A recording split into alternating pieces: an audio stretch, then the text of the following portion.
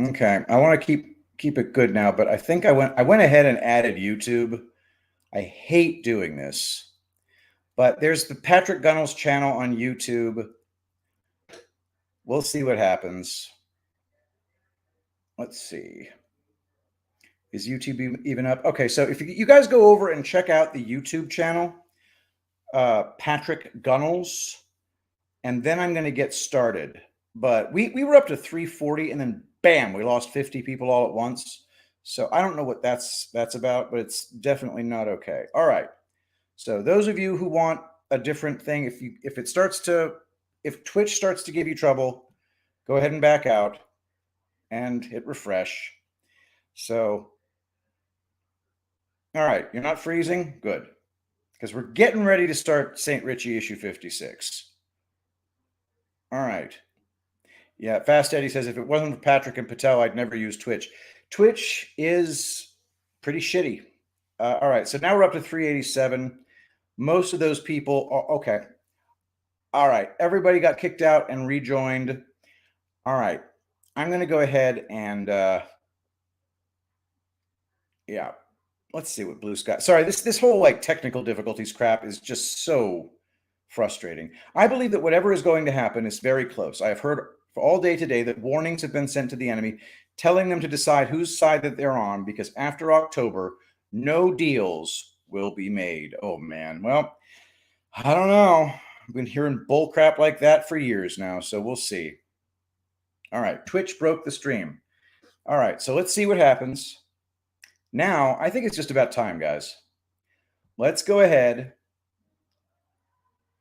Let's go ahead and get started with St. Richie issue 56. And once I start this thing, I'm started. I won't be looking at the chat the entire time because I'm going to put it in presentation mode. All right? All right. Ready? Let's begin. I may take a break halfway through. I haven't 100% decided.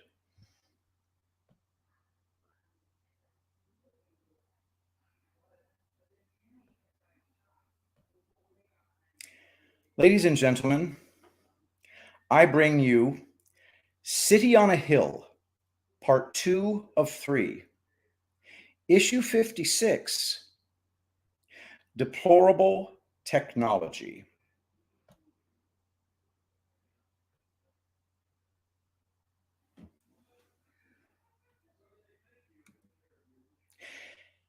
History sure has a way of catching up with the future. And we're going to learn a whole lot about that in this issue. But I remain mystified how a staggering number of people continue to cling to the obvious false hope coming from the cast of characters that make up what I referred to as Cyberpalooza Gang. Don't get me wrong.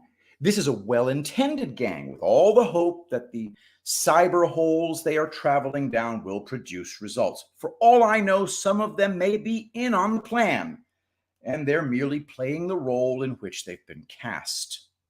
But for the large majority, they're pawns being sacrificed as part of a broader strategy on a more complex chessboard. Lindell, Fan, Rogers, Waldron, Pulitzer, and the list goes on. Although previously stated in some of my other issues, I want to restate the following one last time. You will never see any actual audit results that amount to anything consequential. You can search high and low, you will never find a PCAP. Nothing of any actionable significance will happen prior to the 2022 midterm elections. Nothing. And finally, I have no problem being wrong. I'm hoping light bulbs are coming on, but with that in mind, let's dive in.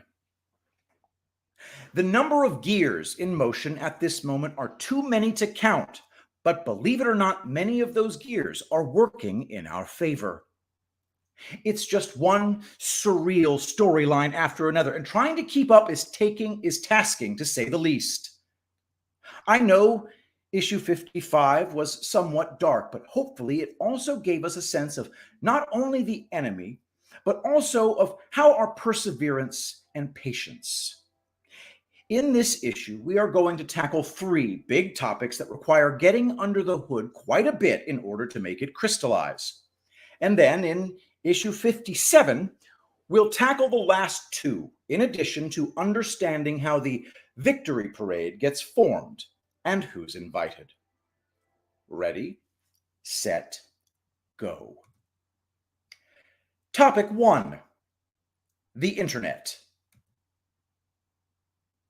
There's really no way of knowing that a smooth-talking senator from Illinois who became president would forever be linked with the ultimate computer nerd that, through sheer happenstance, would be one of 7 people on the planet with a key to all of cyberspace. Yet, that is where we are. Back at the beginning of October 2016, President Obama did what many considered at the time to be an act of complete surrender when he decided to cede control of the entire internet to a nonprofit global entity known as ICANN, Internet Corporation for Assigned Names and Numbers. 7 days before Obama gives away internet and national security. In 1 week, President Obama will allow what remains of the United States' control over the internet to pass to a California nonprofit organization, the Internet Corporation for Assigned Names and Numbers. This is a reckless and dangerous decision that has serious national security consequences that have not been fully considered. Currently, ICANN has a contract with the Department of Commerce's National Telecommunications and Information Administration, NTIA, to manage the naming and numbering functions associated with the internet. The most important of these is the assignment of Internet Protocol addresses, IP addresses, to domain names. This is called the IANA function, Internet Assigned Numbers Authority. ICANN performs this function pursuant to its contract. Then NTIA reviews the assignment and authorizes VeriSign to post the IP address to the A server, the authoritative root zone server that is the master file of all IP addresses. This A server is replicated to all of the other root zone servers globally on a daily basis. This is how a domain name gets online. Domain name goes to IP address, goes to NTIA, reviews and authorities, goes to VeriSign posts. Thus, the integrity of every IP address for every domain name on the internet is under U.S. control and stewardship. The NTIA contract with ICANN expires October 1st, 2016. Even though it could be extended for any period through September 2019, upon expiration, President Obama has agreed to let the Department of Commerce hand full control over the IANA functions to ICANN, effectively ceding the last control that the U.S. has over the internet to an ambitious nonprofit organization that will have no ties to the U.S. government. That's all from Forbes. Back to St. Richie. ICANN is comprised of 21 trusted community representatives. Of those, 14 are cryptographic officers and 7 are recovery key shareholders. When vacancies become available, which is rare, anyone can be nominated, but being a member of either one of these groups is an extremely high bar to meet in terms of accomplishment and recommendation. Essentially, you would need to make a name for yourself in the field of web infrastructure and/or DNS root key management. If in the very unlikely event you happen to become one of 7 recovery key shareholders, you immediately are afforded tremendous influence as it pertains to key decisions that impact the entire web universe. In the case of Dan Kaminsky, his key accomplishment is matched by nobody, as he is personally responsible for uncovering the DNS cache poisoning that was occurring at Sony, and it had infected over 568,000 computers. DNS spoofing. DNS spoofing, also referred to as DNS cache poisoning, is a form of computer security hacking in which corrupt domain name system data is introduced into the DNS resolver's cache, causing the name server to return an incorrect result record, e.g., an IP address. This results in traffic being diverted to the attacker's computer or any other computer. Flaw in DNS. In 2008, Kaminsky discovered a fundamental flaw in the domain name system, DNS, protocol that could allow attackers to easily perform cache poisoning attacks on most name servers, DJB DNS, Power DNS, Mara DNS, Secure64, and Unbound were not vulnerable. With most internet-based applications depending on DNS to locate their peers, a wide range of attacks became feasible, including website impersonation, email interception, and authentication bypass via the forgot my password feature on many popular websites. After discovering the problem, Kaminsky initially contacted Paul Vixie, who described the severity of the issue as meaning, quote, everything in the digital universe was going to have to get patched. Kaminsky then alerted the Department of Homeland Security and executives at Cisco and Microsoft to work on a fix. Dan Kaminsky wasn't necessarily a fan of Donald Trump, but based on my research, we're back to St. Richie here, he was probably more neutral than anything when it came to politics.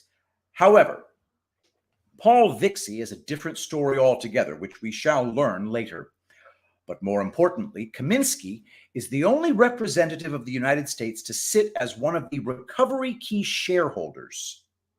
The other countries represented are Great Britain, China, Burkina Faso, Trinidad and Tobago, the Czech Republic, and Canada.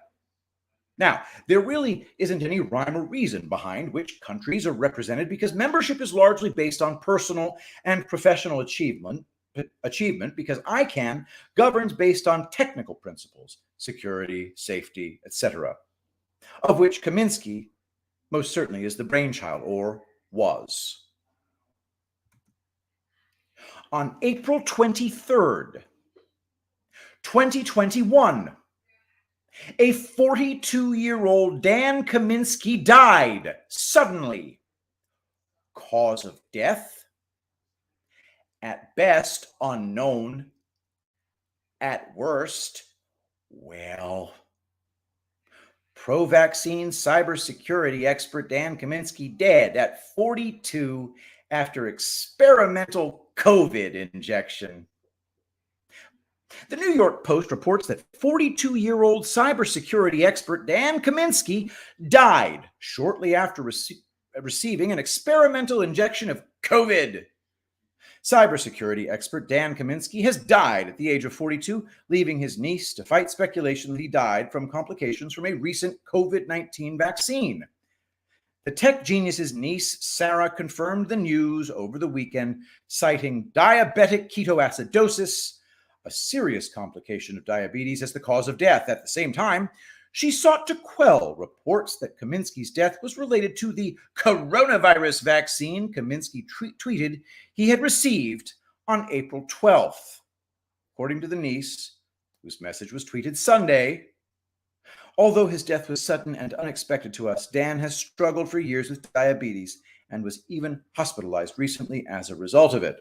I think Dan would scoff at the idea that conspiracy theorists are promoting anti-vaccine propaganda through his death. But as his family, it pains us to see his death being used to spread lies about a vaccine he fully trusted. Mr. Kaminsky's tweets on Twitter before his death made it abundantly clear that he was pro-vaccine and pro-COVID. He's pro-COVID too, guys. What is not in question is he died 13 days before the worst cyber attack in the history of U.S. energy infrastructure. Of course, it should come as no surprise that one of the key takeaways, see below, for preventing this type of an attack is to enforce security at the DNS layer and to use a DNS analysis tool to block these very attacks. Dan Kaminsky, former Cisco employee, would have been a huge voice of truth as it relates to reverse engineering the root cause and fix for the colonial attack. Note, Daniel Kaminsky was an American computer security researcher. He was a co-founder and chief scientist of White Ops, a computer security company. He previously worked for Cisco, Avaya, and IOActive, where he was the director of penetration testing. The New York Times labeled Kaminsky as an internet security savior and a digital Paul Revere. Security. Key takeaway from the Colonial Pipeline attack. Vikram Sharma says, I believe on LinkedIn, enforce security at the DNS layer. Attacks are controlled via the internet. Cisco Umbrella analyzes DNS queries to block requests to malicious domains, suspicious files, or direct IP connections from command and control callbacks, fully delivered from the cloud. This software as a security as a service enterprise SASE approach to OT security is ideal to protect distributed industrial assets. Back to St. Richie. Dan Kaminsky has passed away, and I offer his family my prayers and deepest condolences. But I would be a fool not to wonder around the circumstances, especially considering we were not even given a cause of death for a man that is literally one of 7 people on planet Earth with 100% governance over the entirety of the internet. The presence, extreme knowledge, and passion of Dan Kaminsky offers a huge problem for any persons or entities who wish to operate with autonomy as it pertains to cyberspace. It doesn't matter if you're part of a Russia hacker team, China hacker team, the CIA, or the US Department of Defense. Dan Kaminsky possessed the ability to make any of those groups sitting ducks. His knowledge afforded him the know-how, and his position afforded him the power to act. This made him the ultimate threat. More on this later. Topic 2, Facebook. On October 4th, we all experienced a 5+ hour global Facebook, Instagram, WhatsApp outage of the magnitude that multiple technology executives would lose their jobs the next day. Also, the outage was competing with knowing that the very next day, October 5th, the vaunted whistleblower was going to take stage. The prevailing thought, with which I never agreed, was that the outage was designed to take the attention away from the coming whistleblower the very next day. As it turns out, I was right and wrong. I was correct in that the whistleblower was everything we thought she would be and more, which was a tool used by Facebook and the federal government to create even more censorship.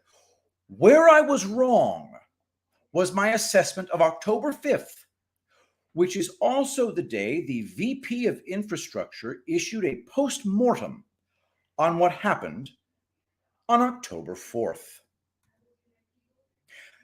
Mission accomplished, because while the entire world was watching the deep state bimbo, this was subtly published to Facebook's website. This is long and absurdly detailed to read live, so I will give you the highlights on the next page, but the full document is here if you want to go back and read. Let's discuss the key points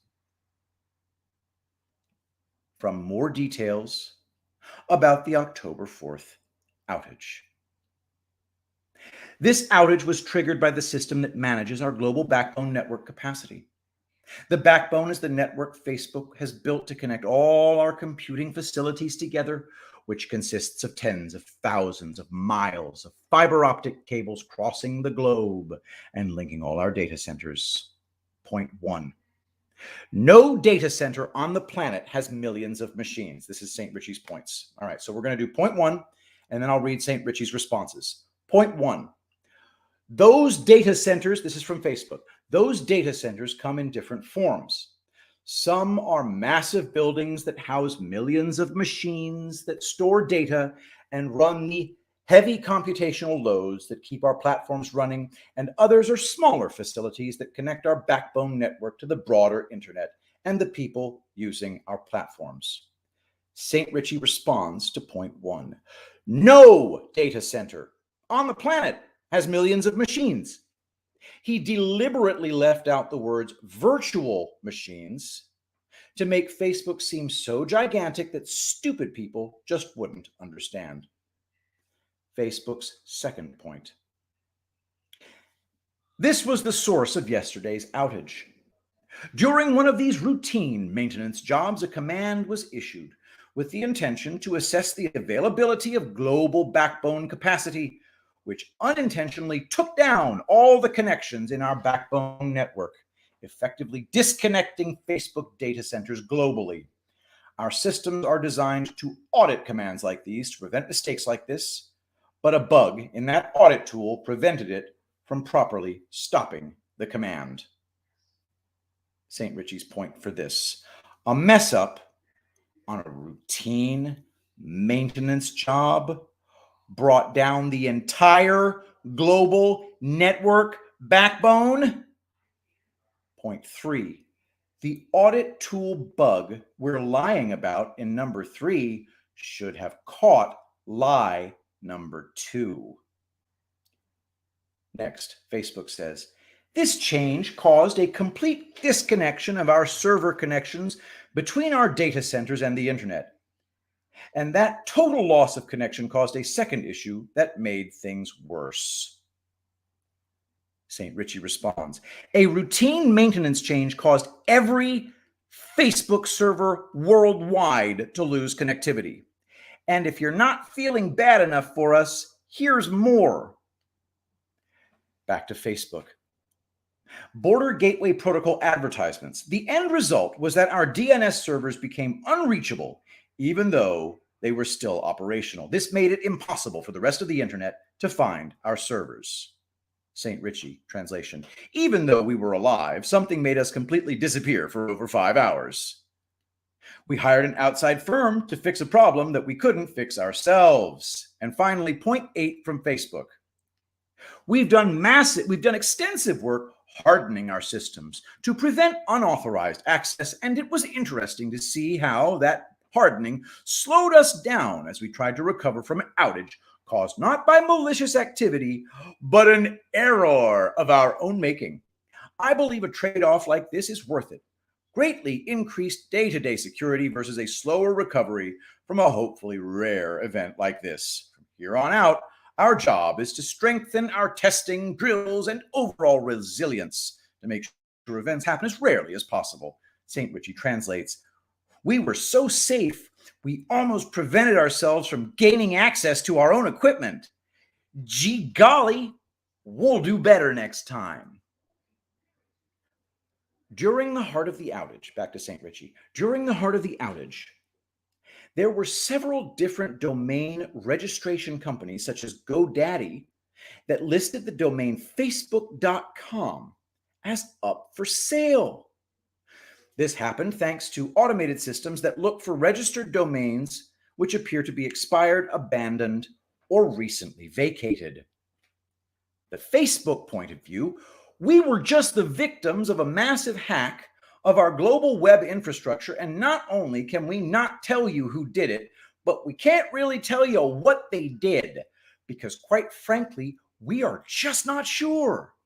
We considered hiring one of those crisis actors, but a global loss of likes didn't seem to raise to the level of an Orlando Pulse nightclub or Parkland event. Plus, most of the good ones are rehearsing for the upcoming UFO invasion. But the story is a routine maintenance issue on a single server at a single location caused Facebook, the entire entity, to disappear for 5 hours. And it also caused our entire global network to fall to its knees so much so that in order to even troubleshoot the problem, we had to send specialized network engineers to all of our data centers worldwide. Honestly, based on the information we have, we are down to 2 options on what occurred. Option 1, hacked by a foreign enemy. Nothing about this outage feels like China. Facebook and China need each other because they are on the same team, at least for the time being. Zuckerberg understands the landscape, and his job is to push the control narrative, which is precisely what China wants. As far as Russia, this whole idea of Russian hackers in dark rooms infiltrating massive web infrastructure is completely absurd. It was a lie during the colonial hack, and it's a lie now. Option 2, hacked by a domestic enemy. Facebook has more domestic enemies than you can imagine. The bias, the censorship, the monitoring. But beyond all that, Facebook targeted both candidate and President Trump. They did everything in their power to destroy him, destroy his family, his fortune, and his reputation. And then they turned on his supporters. They have done nothing but attack, but someone or something is putting the shoe on the other foot.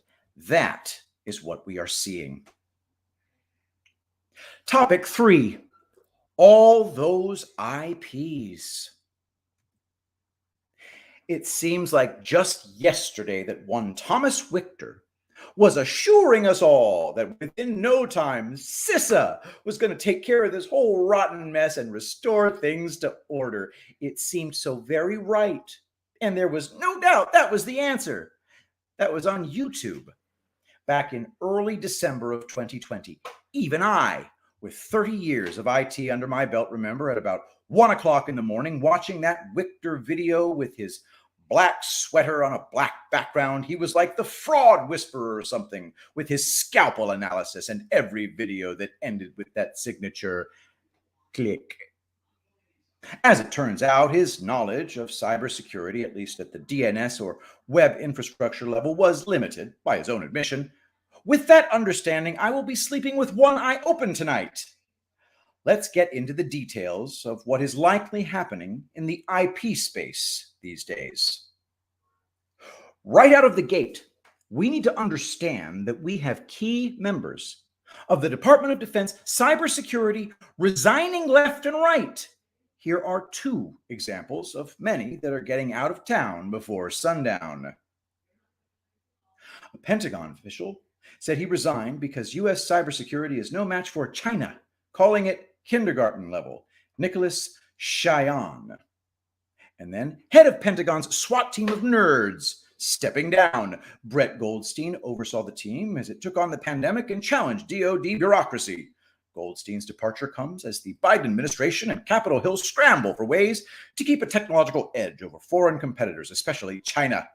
DDS, which reports directly to the Secretary of Defense, will be instrumental in developing new technologies and approaches that better safeguard DoD's networks and personnel in cyberspace and on the battlefield. Back to St. Richie. A few decades back, the DoD was allocated huge ranges of IPv4 address space. Over the years, only a portion of that address space was announced as usable by the DoD. As the internet grew, the pool of available IPv4 dwindled until a private market emerged to facilitate the sale of what was no longer just a simple router setting, but an increasingly precious commodity. As other countries began purchasing, the DoD still sat on much of their unused supply of address space. In 2019, members of Congress attempted to force the sale of all of the DoD's IPv4 address space by proposing a provision be added to the National Defense Authorization Act for 2020, but this died on the vine because there was no chance Trump was selling.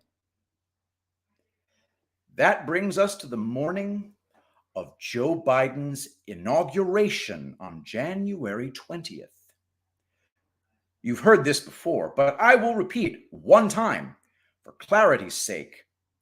It was at 11:57 a.m.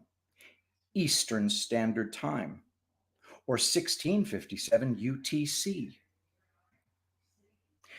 AS 8003 was now broadcast to all the world to see. In issue 20, I quoted the Washington Post article, quote, "Minutes before Trump left office, millions of the Pentagon's dormant IP addresses sprang to life," was the title of a Washington Post article on Saturday. Literally 3 minutes before Joe Biden became president, a company called Global Resource Systems LLC discreetly announced to the world's computer networks a startling development. It was now managing a huge, unused swath of the internet that for several decades had been owned by the US military. End quote. Remember, AS, asymmetrical paths, describes a range of IP addresses, in this case 175 million IP addresses, 6% of all available. Why would an outgoing administration do this with 3 minutes left on the clock and then give control to a no-name Global Resource Systems LLC with 1 employee? Now remember, there were 2 main propaganda pieces to this story. One from the Washington Post to open this story on April 24th, 2021, and then one from the AP to close it out less than 24 hours later on April 25th.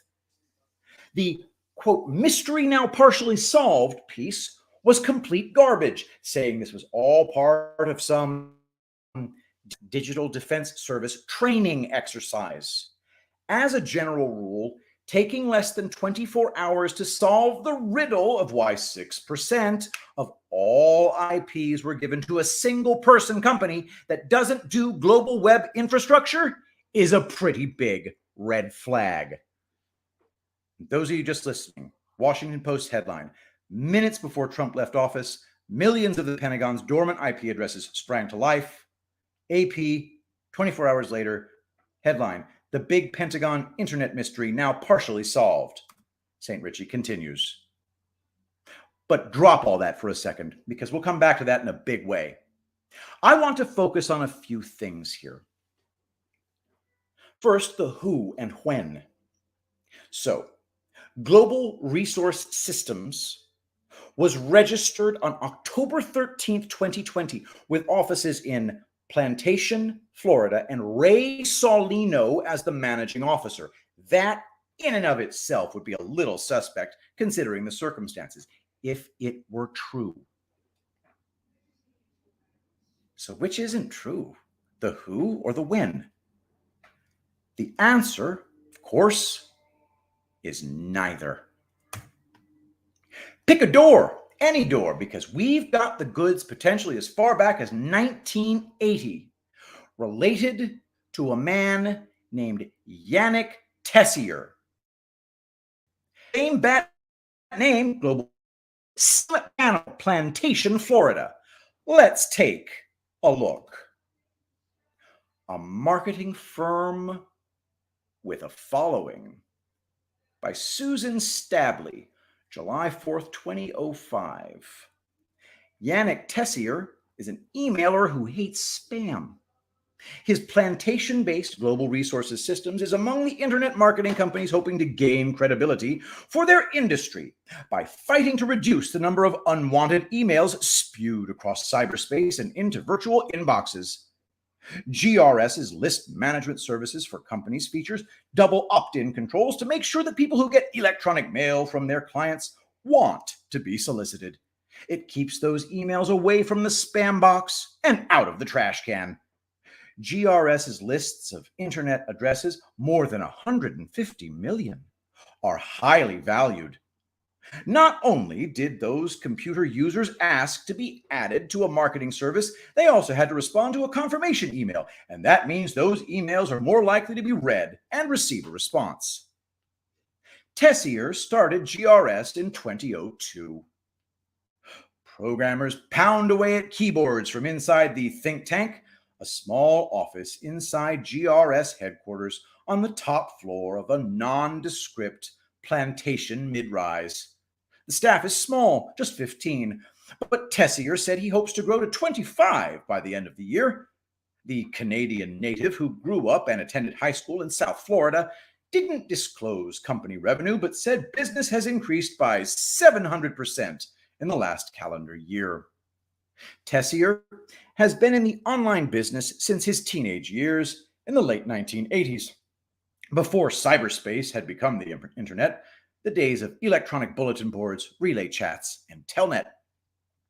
He first worked as a vendor for, then in 1996, took over Galacticom in Fort Lauderdale, which built software for chat forums, email, and other services. He then worked with other companies, helping them establish effective e-commerce, including MarsMusic.com, Latin Music Startup, Eritmo.com, and IDScellular.com.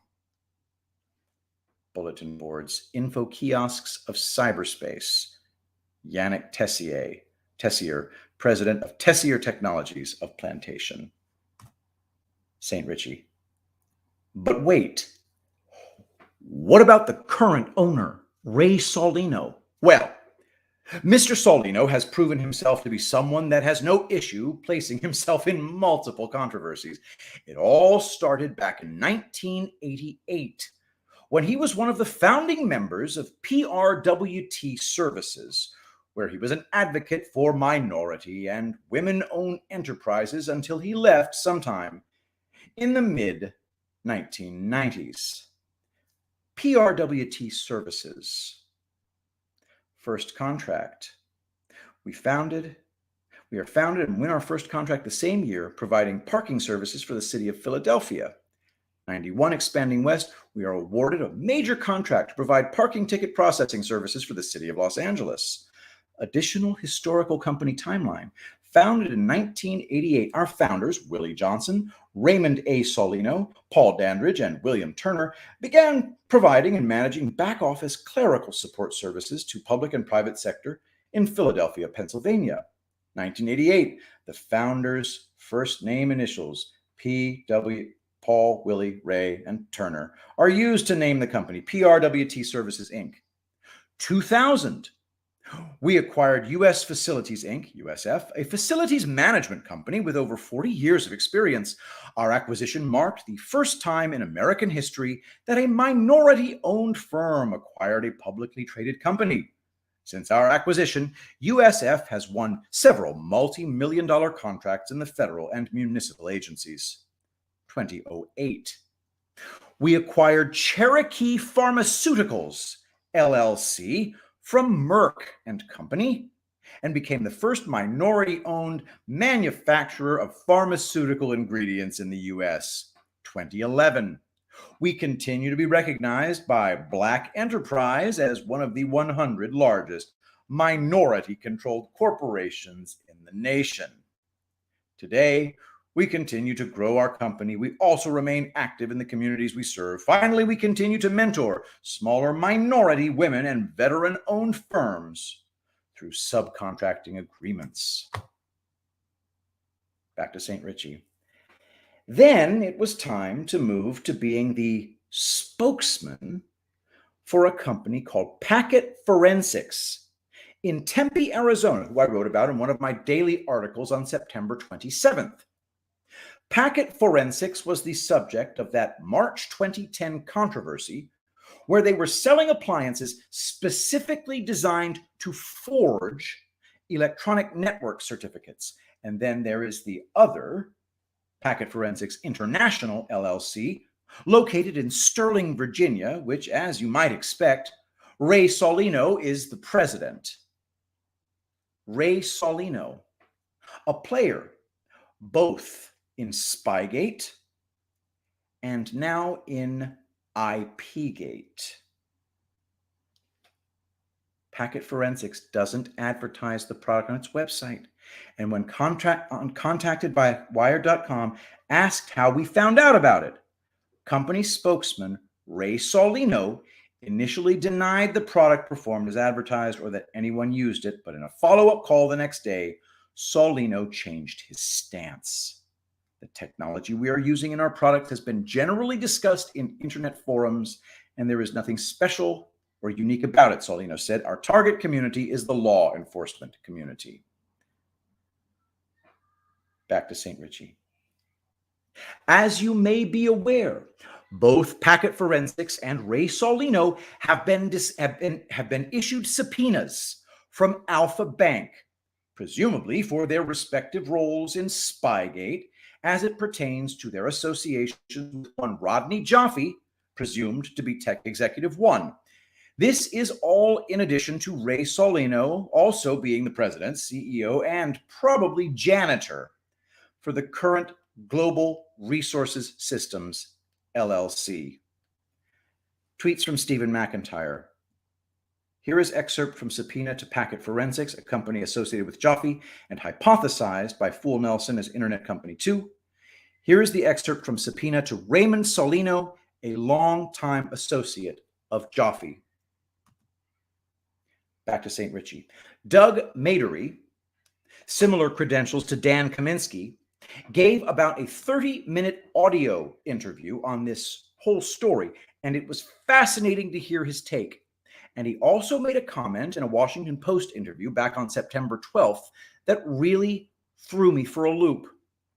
Below is the address to the audio interview if you ever want to listen. Let's take a look at one of his blog posts and then the Washington Post excerpt. Keep in mind, this is after the Department of Defense supposedly took back control from Global Resources Systems. Wait, did AS8003 just disappear? By Doug Madery, September 10th, 2021. There has been a new development in the mystery of AS8003. As you may recall, this was the AS number registered to a defunct company in Florida that appeared earlier this year in the global routing table announcing over 175 million IPv4 addresses belonging to the U.S. Department of Defense. Well, that just changed. At 17:05 UTC, 1:05 p.m., on Tuesday, 7 September 2021, all but one of the 765 prefixes previously announced by AS8003 were moved to a new origin, AS749, belonging to the U.S. Department of Defense. Earlier today, the Pentagon told the Washington Post, quote, "The Department of Defense has transitioned the advertisement or announcement of DoD Internet Protocol version 4 IPv4 addresses previously advertised under Global Resource Systems LLC to the DoD's traditional operations and mature network security processes," end quote. If the DoD had transitioned these routes to be announced by the DoD's traditional operations, I would have expected them to be transitioned via AS721, which is how virtually all of the DoD IP address space is routed to the internet. And remember, begun as Trump left office, web project still mystery at its end. Pentagon gave months-old firm access to 175 million IP addresses from the Washington Post, September 12, 2021. The unusual nature of the program has been tracked by several people in the networking world, including Doug Madery, Director of Internet Analysis for Kentic, a network monitoring company.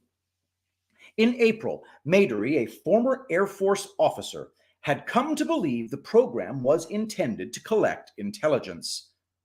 By announcing control of such a large section of the internet, especially one the Pentagon had left mothballed for years, it likely was possible to reroute information flowing across the internet to military networks for examination and analysis. Madery said Friday that routine networking errors can make such operations fruitful. Quote, "There are a lot of networks that inadvertently leak out vulnerabilities," he said. "I'm sure they've been scooping that noise up for the past few months." Such tactics, he added, can allow cyber spies to discover weaknesses in the networks of adversaries or potentially detect evidence of how adversaries are surveilling your own networks to help inform the creation of better defenses. Madery shared one more tantalizing fact. His analysis of traffic flowing through the internet addresses once controlled by Global Resource Systems are still leading to the same place as they have for most of the year. A computer router in Ashburn, Virginia, a major hub of internet connections for government agencies and private companies, despite the official resumption of Pentagon control. Back to St. Richie. Did you hear what he just said? He said the traffic is still routing to the exact same place as it was since January 20th, even though the Pentagon claimed they had taken back control. Madory wasn't sharing a tantalizing fact. Madory was just telling us that they lied. They do not have control. Madory had come to believe this was intelligence collection, and all of AS 8003 was routing to Ashburn, Virginia. Take a quick look at this LinkedIn profile of Doug Madory. Obviously, the fact that he worked for Oracle for nearly 7 years is hugely important. But what is more important is who he used to work for, a company called Dyn. Director of Internet Analysis, Dyn, May 2014 to April 2017. Oracle just bought Dyn, the company that brought down the internet. An attack on internet site infrastructure company Dyn last month cut off access to some of the world's biggest sites last month. Now Oracle is buying the company. November 21st, 2016. Last month, the entire internet went down for a few hours. At least that's what one of the biggest denial of service attacks in recent memory felt like to a lot of people. Sites from Netflix, Spotify, and Reddit to the New York Times, and yes, even Wired, went dark. The massive outage was the result of an attack on an internet infrastructure company called Dyn. You'd think that finding yourself at the center of such a destructive online maelstrom wouldn't be much of a sales pitch, but it seems to have worked out for Dyn. Today, database giant Oracle said it plans to acquire the company. Dyn is best known for providing domain name system services, DNS, essentially address books for the internet that help websites tell the world how to get from an address like wired.com to the web servers that host the pages. So Dyn and Madory, back to St. Richie. So Dyn and Madory were likely handpicked by Oracle because of not only their mastery of DNS management, but also their real-world experience in dealing with and potentially initiating a massive global outage. So now I am especially interested in not only the how, but the where. Ashburn, Virginia. Why does that sound familiar to me? Wait, isn't a location of an Oracle Cloud Infrastructure data center? Hang on a second. What about Reston, Virginia? Just 20 minutes down the road. Why does that also sound familiar to me? Wait, that's the main Oracle office in DC. Isn't that where our favorite Undersecretary of Defense went to work? Ezra Cohen-Watnick, who was fired from the National Security Council in August 2017, has landed a new job in the Washington, D.C. office of Oracle, the Silicon Valley software giant, according to two sources with knowledge of his move. His new job title is not confirmed, and the company declined a request for comment. The Trump administration already has ties to the company. Safra Catz, CEO of the company, along with Mark Hurd, was on the executive committee of the Trump transition team, making her unique among Silicon Valley executives who have either publicly criticized the administration or avoided being too closely associated with it. I was checking out GRS on the Better Business Bureau website and noticed Dan G.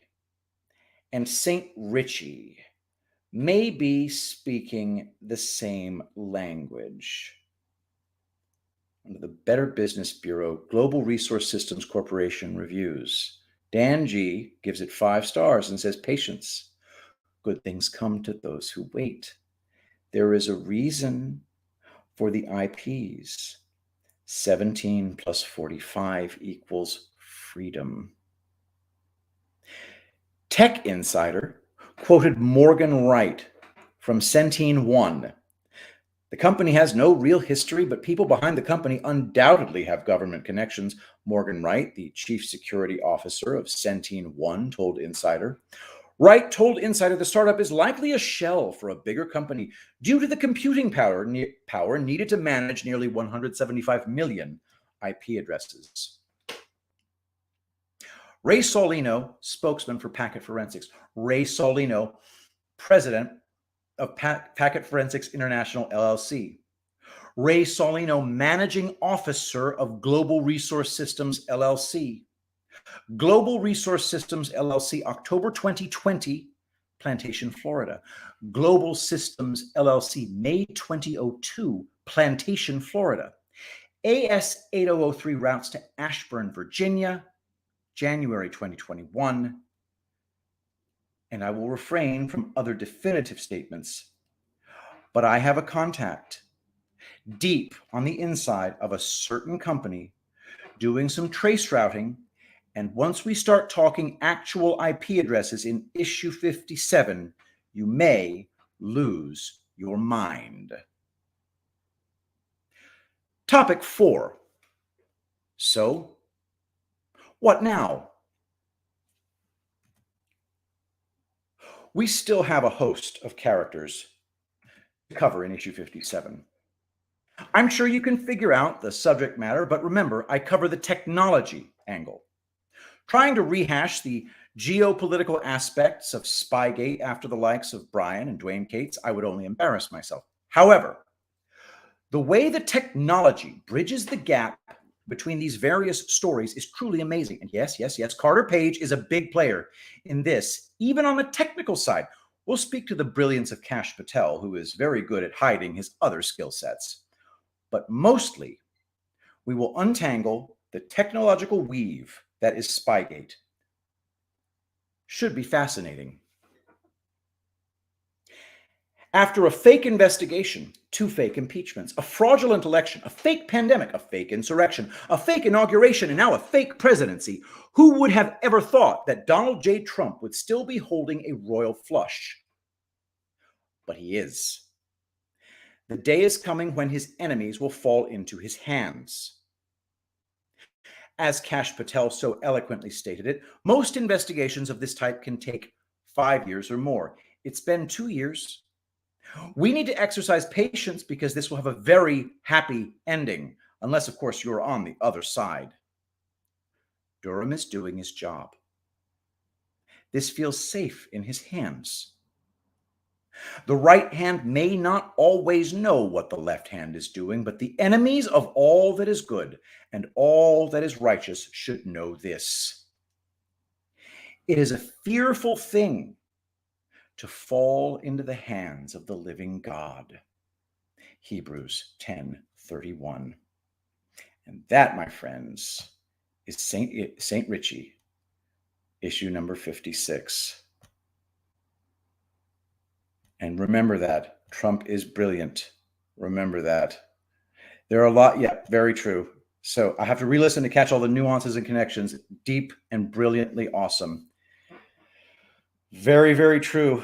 And the part that was the biggest takeaway for me was this Doug Madory character. Is that how you spell it? Madory. So this guy lied about the Pentagon taking control of those addresses again. They didn't.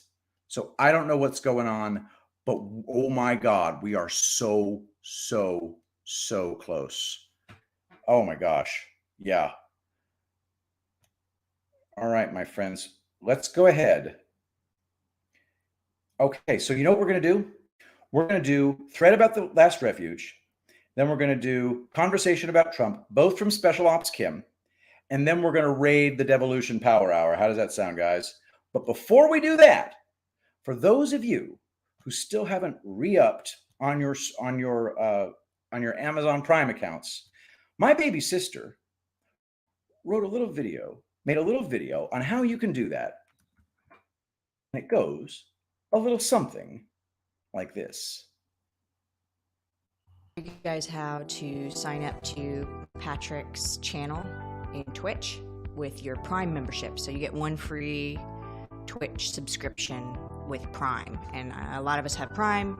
Might as well support Pat doing that. So I was a little confused, so I thought maybe others might be confused. So I have this cool technology that can record my screen. Don't look at the stuff I'm shopping for. Okay, so just go to your accounts and lists and go, this is in Amazon, and go to your Prime membership. And then you can go to explore my benefits. And I just did a search for Twitch, and then it takes you to Prime Gaming. And then in this area, you can actually connect your Twitch account. And there should be like, right in this area, there should be like a connect your Twitch account. And I did that. So that's why it looks like this.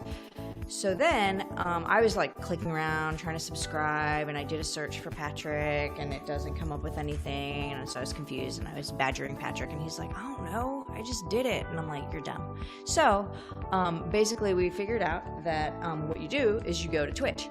So I went to Twitch, and in here it doesn't have like subscribe free, which is what Pat was saying it should say. So what you do is you actually click, so this is Pat's channel, it's pgunnels.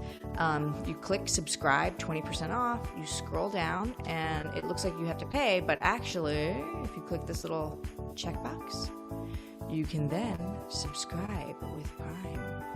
And after that, I have no experience, so if you do have experience, if you have to like do it every month or something, I don't know. I imagine not, but just comment in the comments after Pat posts this video if you have any more experience beyond that. All right? And by the way, I think we've had our questions answered where that's concerned. You got to re-up every single month if you're going to do it with your Amazon Prime account. By the way, those of you who have subscribed, whether by Amazon Prime or whether just by paying for it, muchas gracias. I really, really appreciate it. All right. What do you say we do a thread, The Last Refuge, guys? Thanks to Special Ops Kim. Highly important. This is from The Last Refuge 2. Overlooked by almost everyone. Pay close attention to the reason why General Mark Milley contacted the Chinese, as Milley stated during his testimony. Quote in the video at 9:51. The specific purpose, this is from Mark Milley, the specific purpose of the October and January calls were generated by concerning intelligence, which caused us to believe the Chinese were worried about an attack on them by the United States. The U.S. intelligence community, aka the fourth branch of government, determined the Chinese were concerned. Note what this is not. The contact by Chairman Milley was not initially triggered by the Chinese contacting him or any U.S. official about their concerns. The contact to the Chinese is justified by saying the U.S. intelligence community was generating intelligence saying the Chinese were worried. The Chinese did not say they were worried. The U.S. intelligence community was saying the Chinese were worried. Knowing how the deep state, aka fourth branch of government, operates, keep that key point in mind. Milley goes on to say he was attempting to de-escalate a situation the Chinese had never escalated. The U.S. intelligence community had escalated the issue, not the Chinese. Think about that carefully. The end. And then start asking the right effing questions. It's 100% plain to me at this point, guys. Our own freaking government has started waging war on the people. The enemy is not the Chinese. It's not the CCP. It's our own intelligence communities. All right. And one last thing. Thanks to Special Ops Kim. Conversation about Trump. So this is from Free Atlantis, and it's led up by Andre. Andre begins. They can see it coming. They even have a name for it now. Trump's slow-moving coup. They do not understand it. Their analysis of it is infantile. They're trying to get ahead of it. And I think that deep down they know it is inevitable. Keep in mind that this article is by Stelter, who copy-pastes much more than he writes. But if this establishment shill is openly worried, then the neo-fascists must truly be terrified. H-53 pilot responds, they've been terrified for a lot longer than that. I can't find the original article that quoted Hillary, about the Lauer interview, but that article was in early 2017. They knew Trump knew everything. He was not ostracized by the ruling class because he was unlikable. The man is so ultimately likable, unless you cross him. He was ostracized because they courted him, and he was morally disgusted with them. The billionaire refused their advances, so they scorned him. Look at all the elbow-rubbing pictures of his past. They were seeking him. He was not ever seeking their approval or help. I think at some point it was they who convinced him to run. It was unwitting because they did not talk him into running. He wanted to run to crush them because of who they are and what they are doing to his beloved country. He's personally taken them on. And it was always intended to be a stealth attack. He's planned this for many, many, many years. They were done in 2016.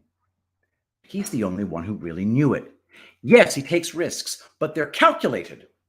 He literally has risked his and his family's lives by doing what he's doing. It's why I have unending patience for what he's doing. 99% of the people griping haven't done jack. I haven't done jack, but vote and opinionate to people who might listen. But I won't gripe about him ever.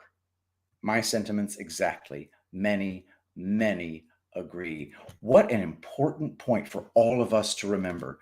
As long as we continue to wait longer than we want to wait, it doesn't make a difference. What we need to realize is Donald Trump got into this to win it forever. He's not walking away. We must have patience. All will be well. All right, what's going on here? Draw and strike. I always knew once these illegal mandates got challenged in court, all this mandate bullshit was going to be stopped cold. I didn't know that. I'm kind of blown away that it worked. I don't think we have any non-corrupt judges. I think it's just all disgusting. And also, whatever is going on with Greg Abbott, that guy sold us down the river so hard in 2020. The only reason that Greg Abbott is behaving like a patriot right now is because Trump has him by the short and curlies. I'm convinced of that. I don't know what the deal is, but that guy is not on our side. I'm going to vote for the angry black man. Okay. It is a marathon, folks, not a sprint. And that reminds me, y'all, you know what we need to look at, right? Tell you what we need to look at. We need to look at this little website called markmelaser.com. Yes, we do. We absolutely do. Mark Me Laser Engraving. Mark me. Mark me, says Ophelia. Tumblers, guys. Tumblers. Go to markmelaser.com. You can get a deer skull, 20-ounce insulated tumbler. Let's see, what else can you get? Where's my angel paste stuff? You can get Devolution, Angel Paste, and Java. Guys, I'm pretty sure you can order from Angel Paste. I need to get some word from Barbara on that, but check it out. Devolution, Angel Paste, Java. What a trio. Oh, yeah, guys. Devolution is what the world wants. Angel Paste is what skin craves. Java is what the world drinks. Devolution, 20-ounce insulated tumbler. You know you want it. Furthermore, guys, I mean, seriously, you know what else? If you don't get your hands on this, the Reading Epic Threads super duper keep charging Midnight Riders challenge coin, absolutely gorgeous. James MG at Verizon.net. They're $15 a piece. James MG at Verizon.net, my friends. It's got a list of many of our contributors. It's gorgeous, guys. I'm so honored to have this coin. By the way, they're disappearing, guys. They're disappearing fast. James MG at Verizon.net. James MG at verizon.net. And if you look carefully, there's a little Easter egg in there. All right. All right, let's see. Let's see. We've got a Doom. My faith in the system is on empty for good reason, though. Fair enough. I mean, it's not like I can't disagree with you. Our judges are freaking corrupt as all get out. All right. Yeah, I'm shocked that the courts are doing the right thing in many cases. I don't know what the story is on what's going on, but I didn't know anything. All right, let's see how much. All right, so this is awesome. Those of you who are following me on Twitch, I really appreciate you putting up with the bullshit, because I know Twitch, wow, it is so jacked up, and YouTube works so much better. Hopefully we'll be getting some upgrades in the future. Ellie Courageous, Trump appointed over 177 judges. Did you notice that none of his appointed judges would agree to hear any of the election fraud cases? Yes, the Trump appointees dismissed everything just like the rest of the appointees. That was an enormous shock. YouTube is commie land too. Very true, Kat, but here's the thing. It doesn't crash as much. Ellie Courageous, I think that was by design. You know something? I think it was too, but I can't quite get my mind around why you'd want that. Here's what it is. The only explanation, in my opinion, for what actually happened with all that election fraud was that Trump never intended to succeed in rolling it back. He intended to let Biden take office from the very beginning. No question in my mind. Ooh, Bo Loria says, I like Twitch better. Well, that makes one of you. That's awesome. Dolinik Olenik is watching on Odyssey, guys. You know, I really have got to give more credit to the Odyssey people. If only the Odyssey chats would go through to StreamYard so I could see all the Odyssey chats as they're coming through. But most likely, there are only like 10 of you watching on Odyssey. But, I mean, you guys are obviously rock stars for doing that for me. Daniel Ray Olenik is... Oh, I got 28 of you in here right now. That's pretty kick-ass. Thank you all for being here. Daniel Ray Olenik, O Kelly Clan 1116, Fire Elise. Of course, Epic Jill is in there. Awesome. Thank you guys for being in there. It's really, really sweet. All right. So what do you say, for those of you who aren't subscribers, you do me a favor and help me out by watching this 1-minute ad break before we go ahead and read Patel Patriot. We'll see what happens.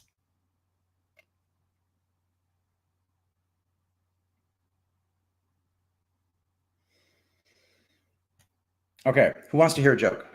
Here's a joke for you. So there's this woman goes to see her priest. The woman says, hey, Father, I got this problem. I've got 2 parrots, and whenever they speak, all they ever do is say, hi, we're a couple of prostitutes. Want to have a good time? She said, it's so embarrassing whenever anybody comes over to visit. It just sucks. The priest says, don't worry. Don't worry, my child. I got a solution for you. I happen to have a couple of parrots myself, and they're very, very godly parrots. All they ever do is sit and pray, and they say their Hail Marys and their Our Fathers. They're very, very godly. So I suggest that you take your parrots over to my house and you introduce your hoary parrots over to my very godly parrots, and it'll change their ways. She said, that's a great idea, Father. Thank you so much. So she takes her parrots over to the priest's house, and then the parrots are sitting in front of the other parrots, and the priest's parrots are praying and praying and praying, and they're saying their Hail Marys and Our Fathers. And then the woman's parrots say, hi, we're a couple of prostitutes. Want to have a good time?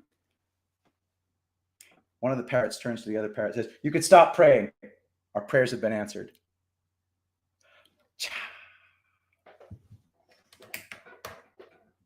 Hey, Richard Rohrer, why would you ruin my joke right in the middle of it? Richard Rohrer sent that to me. Anyway.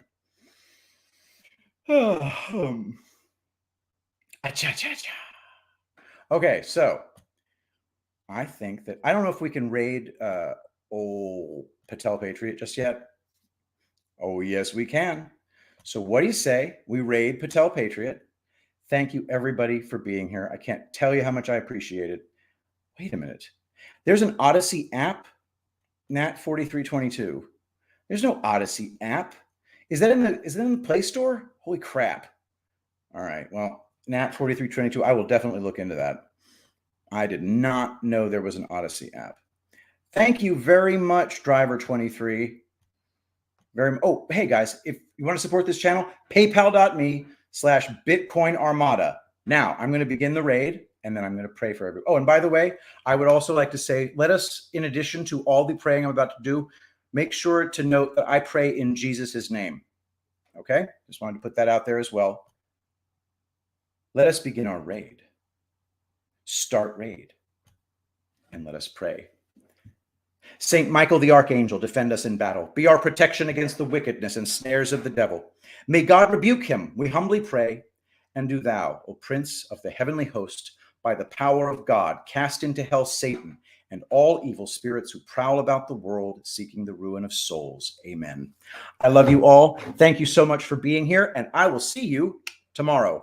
I will be the greatest president that God ever created.